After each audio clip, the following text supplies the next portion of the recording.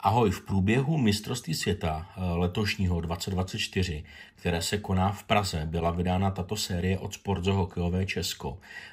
Máme před sebou konkrétní hobbybox, ve kterém najdeme 12 balíčků po 5 kartách. Pojďme se společně podívat, co v boxu najdeme a pak si to kuchneme. Tak, když se podíváme na zadní stranu, tak kdo chce, tak si můžete zastavit video a podívat se na konkrétní plnění. Já to určitě nebudu číst celé. Případně na našem e-shopu callcards.cz u každého produktu najdete fotky a tam si to můžete taky přečíst. Nicméně máme tady nějaký základní set v boxu, konkrétně 28 karet, pak máme nějaké paralelky, pak tady máme inzerty jako třeba Top Prospect nebo Tým 20, národní tým žen. To je taková zajímavost této série. No a potom můžeme v boxu najít podepsané kartičky anebo taky jersey karty. Ten limit toho vkládání těch podpisů je různý, tak třeba tady First Goal Pack auto do 25 je 1:13:312, to znamená, že tam je velice malá šance to trefit, ale například podepsanou hvězdu, což je limit do 95, je 1:2 boxům. Pak máme tady jersey karty 1:10, 1:35, záleží jaký limit, to znamená, že ty šance jsou poměrně velká, tak pojďme si to kuchnout.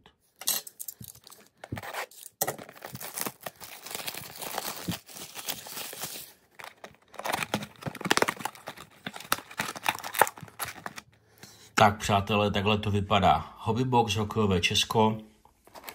Můžeme si nechat boxík tady stranou. Takhle vypadá balíček, v každém balíčku je 5 karet. Já tady dám ještě stránky na karty dozadu, na které si budeme dávat ty největší hity nebo nejhezčí karty. A pojďme se na to podívat. Je to můj první box, já jsem ještě tyhle karty neviděl, respektive viděl, ale neotvíral jsem boxy.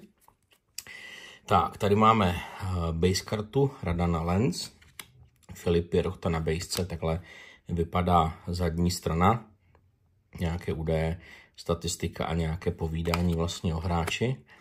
Tak, tady máme Anetu Paroubkovou, to je U18 národní tým žen, ale kartička, ten zbytek dám ještě dolů, kartička je moc hezká, tohle ten design se moc povedl. Pak tady máme paralelní kartu Šimon Stránský, to je paralelka Red. A pak tady máme paralelku Blue Jakub Rychlovský. Nejsem si jistý, jestli ty karty jsou číslované v tom boxu, ale když tak, jak jsem říkal, tak na webu najdete všechny informace u nás.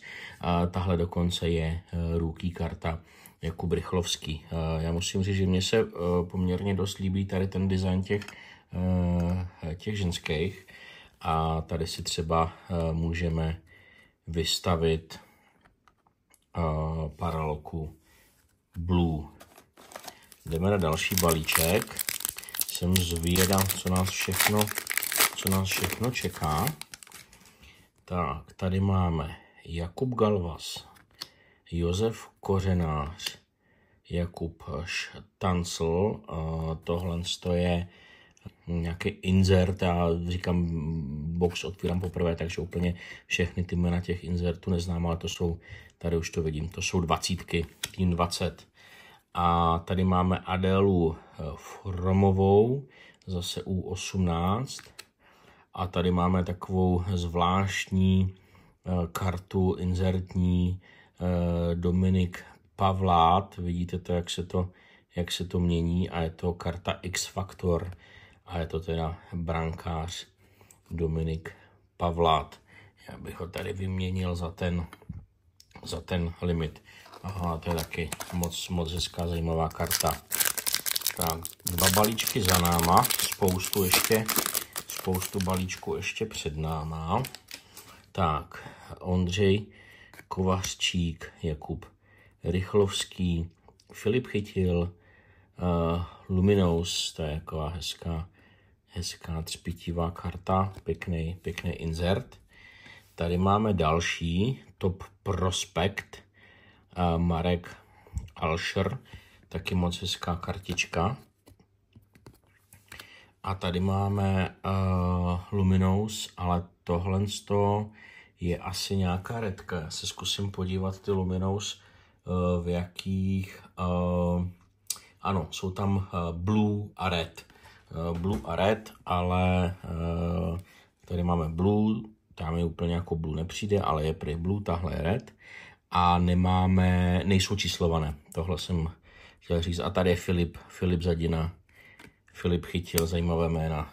Tak, tady takhle vystavíme. Pojďme na další balíček. Ten box bude určitě nabitý insertama. Ty inserty zpravidla asi nebudou nějak číslované. Uvidíme, co se nám podaří dál. Tomáš Filipy, Dominik Pavlát na bejsce, máme ho tady na tom X-Faktoru. First Goal Pack, to je zajímavá karta. V podstatě Jakub Galvas, první, to die karta, die cut, to znamená takový výstřížek a to je hodně zajímavý. To bych možná místo toho Filipa Zadiny takhle ten First Goal Pack vyměnil. Filip Hronek na Luminous a Filip Chlapík na paralelní red kartě. Tak, máme další balíček, ať si to tady nerozbořím. Tak. Filip Chytil, Jakub Zbořil, David Němeček. Tady máme Special Moments, David Jiříček, 2021-22 bronzová premiéra na seniorském mistrovství v 18 letech, David Jiříček. Takhle vypadá ta karta Special Moments. Tak si můžeme zase tady takhle vystavit. A poslední karta v tomhle balíčku byl Filip Král na Blue paralelce. Tak, tady beru teď do ruky nějaký tlustší balíček malinko, tak tam by teoreticky mohla být šance na tu jersinu a to necháme nakonec. Nevím, jestli tam dává Sportzo kartonky, ale asi předpokládám, že jo. Radim Rulík, náš coach, který nás dovedl až do finále. Oskar Flynn, David Kaše, Lucie Velinská, tohle to jsou fakt krásné karty, tyhle ženský, to je za mě možná asi nejpovedenější design. A tady Tomáš Hertl, krásné jméno, Luminous Red. Ale tyhle karty se taky povedly, musím říct, že Sportzo udělalo hezké kartičky reprezentace. Tak, pojďme na další balíček, tenhle se úplně neotvírá lehce, ale to dáme. Šimon Hrubec vyhrál titul letos ve Švýcarsku, ve švýcarské lize. Libor Hájek, Robert Reichl, 20kovej trenér na U20. Reichl, krásné jméno. Tereza Pištěková a Jiří Černoch. Ještě pár balíčků nám zbývá. Myslím si, že vzhledem k tomu, že tam je ten tlustej, tak možná asi dáme tu jersinu dneska, ale nevím, nechci předbíhat, protože oni tam fakt můžou být ty kartonky. Jan Košťálek, Dominik Kubalík, letos hrající na mistrovství, Jakub Málek, Marek Alscher za 20, Radim Rulík na red paralelce.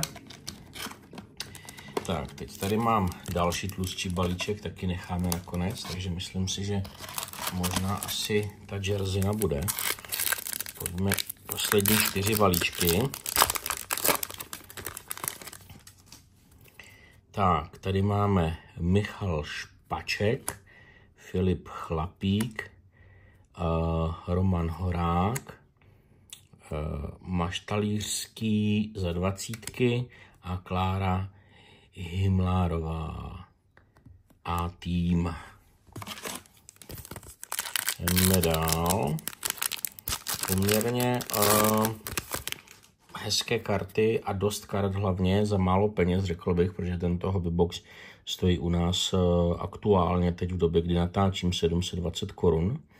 Vladimír Sobotka, Jan Bambula, Adam Bareš za 20, ty 20kové karty jsou taky moc hezké, Tereza Plosová a Vladimír Sobotka na red paralelce. A teď tady máme ty dva tlusté balíčky, tak já otevřu nejdřív jeden z nich. Myslím si, že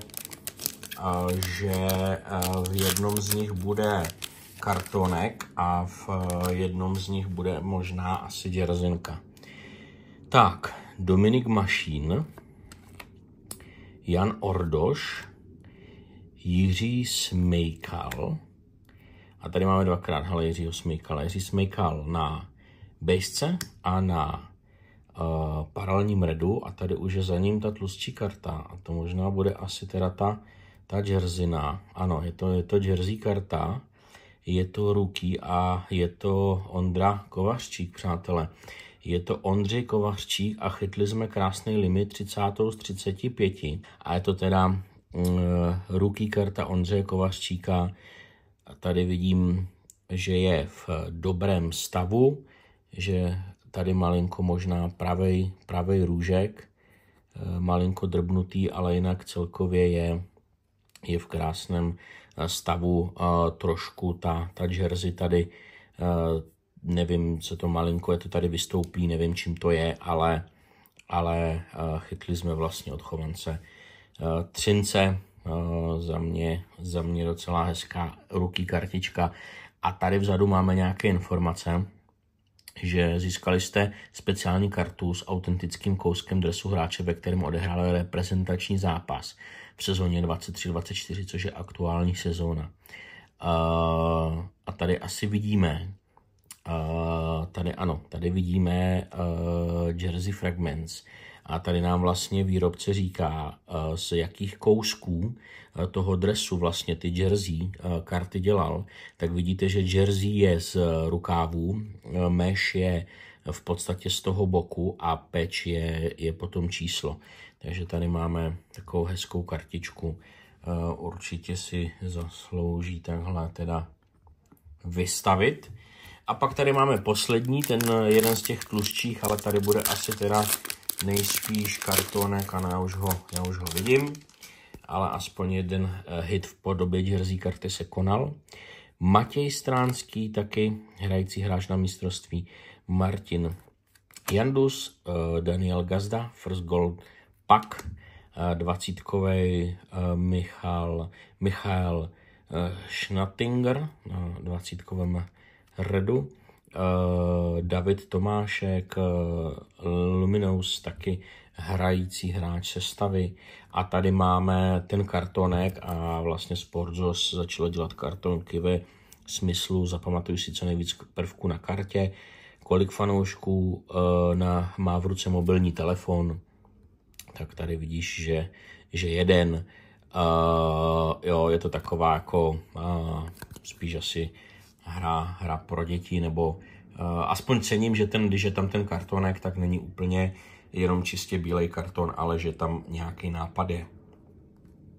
Tak jo, přátelé,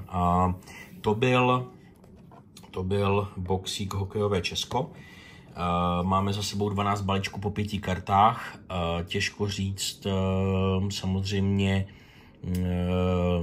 která karta, nebo respektive, ano, víme, která karta je nejlepší, jersey karta, Jersey Fragments, Ondřej Kovařčík, ale určitě by mě zajímaly i ty kartičky podpisové, tak sledujte určitě náš Instagram kolkars.cz, případně TikTok Kolkars.cz a určitě YouTube, kde uvidíte tohle delší videa jdou na YouTube, kratší videa na Instagram nebo na TikTok. Je dost možný, že si ještě nějaký boxík otevřeme, protože by mě osobně zajímaly určitě ty podpisové kartičky a případně mrkněte na e-shop, buď objednat boxy, anebo jednotlivé karty určitě tam budou taky k prodeji. Tak se mějte hezky a fanděte, čau.